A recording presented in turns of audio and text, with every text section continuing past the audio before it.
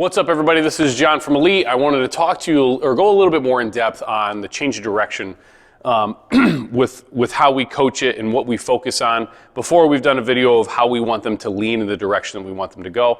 And the idea behind that is that we're managing our center of gravity. Now, we explain that to kids. They kind of really don't get it. We usually will wear like a stopwatch will go around your neck. Now, your center of gravity would be your belly button. So when we tell the kids, hey, when you're coming up to this line and you know which direction you're gonna go, we wanna lean in that direction. So say if we were gonna run up to this line, we want to lean, okay, in this direction, because say I'm gonna run back to that line. Now my center of gravity would be leaning this direction, which means that I'm not gonna get stuck. So when I run up to this line, when I go here, I'm not like stuck and I gotta come out of it. I would lean all my weight on this leg I can touch and then push off of that leg. Another thing that we focus on with center of gravity is staying low, because same thing, you can be up here and your center of gravity is here, or we can be here and your center of gravity is there. Now, we want them to be lower because in acceleration, say when we're, say, sprinting, okay, if I'm leaning down and I'm nice and low, and then I stand up and I sprint like that, my center of gravity is now up. And what happens is if my chest is up and I'm looking up, okay, when I come down and I strike, I'm gonna hit, and then I gotta wait until my body gets in front, and then I can push myself forward.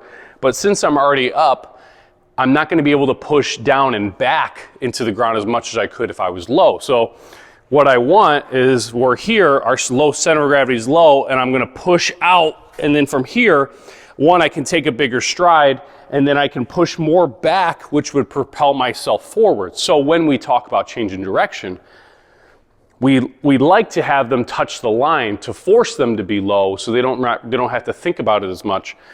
But what we want them to do is when you're here, you got to come out of that nice and low, keeping your center of gravity low, big step out, and we have to stay low the entire time versus coming here, touching, and then coming up, and we'll tell them, you got to stay low, because even coming out of, because acceleration, change direction, they're all, intertwined. So even when you're coming out of here, okay, now you're stopping, you have to re-accelerate, and we have to do that as fast as we can. So if our center of gravity is low and then leaning in the direction that we can, then you have the tools to then go as fast as you can out of the position that you're coming out of. So when you're changing direction, yes, we want to focus on getting our center of gravity to be leaning in the right direction, but we also need to be low so that we can come out of that and still be fast enough. Now, still talking about center of gravity, even with jumping, sometimes we'll teach you with jumping. So if I jump up,